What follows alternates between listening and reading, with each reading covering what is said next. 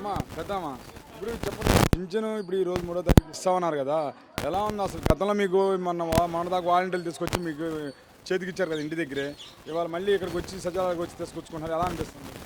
మాకు ఇంటికి వచ్చి ఇచ్చిందే హాయి అనిపిస్తుందండి. ఇక్కడికి రావాలంటే కొంచెం రిస్క్గా ఉంది.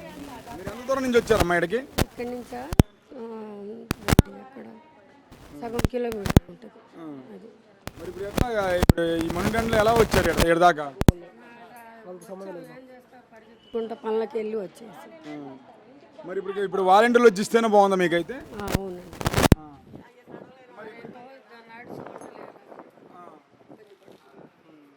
మరి ఇప్పుడు ఎట్లా ఇప్పుడు ఏదైతే అవాతాతలు ఈ మణికండలో మరి ఎలా ఉంది అసలు? ఇప్పుడు చూసినట్లయితే వాలంటీర్లు ఎందుకు రావట్లేదు?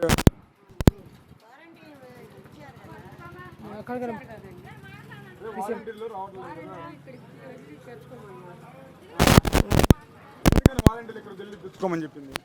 ఏమో మరి మాకేం తెలుసు అండి. గవర్నమెంట్ చెప్పండి, ఇప్పుడు ఎంత దూరం నుంచి వచ్చారు మీరు? ఏ ఊరు? ఇప్పుడు ఇచ్చారా పింఛన్ మీకు? ఇచ్చారండి, ఇక్కడే ఇచ్చారు. ఇక్కడే ఇచ్చారు. ఎందుకని వాలంటీర్లు రావట్లేదు? మీ దగ్గర రాలేదా? మాకు రాలేదండి. ఎందుకని ఏమైనా తెలిసిందా వాలంటీర్లు ఎందుకు రాలేదు? మాకు తెలియదు, మరి వాళ్ళకి తెలుసామో మాకు తెలియదండి. మీరు అడగలేదా వాలంటీర్లు పింఛన్ ఇవ్వట్లేదు ఏందని? ఇప్పుడు ఏమన్నారంటగా. మరి ఇప్పుడు ఎట్లా ఇక్కడ ఇచ్చారు పింఛన్ ఇచ్చారు సచివాలయం ఇచ్చారు. మరి ఎట్లా ఉంది ఇప్పుడు? ఇంతమంది మీకు వాలంటీర్లు తీసుకొచ్చి చేతికి ఇచ్చారు కదా, ఇప్పుడు ఎండల్లో మండి ఎండల్లో ఎట్లా ఉంది? ఏం చేసామండి మరి చెప్పండి.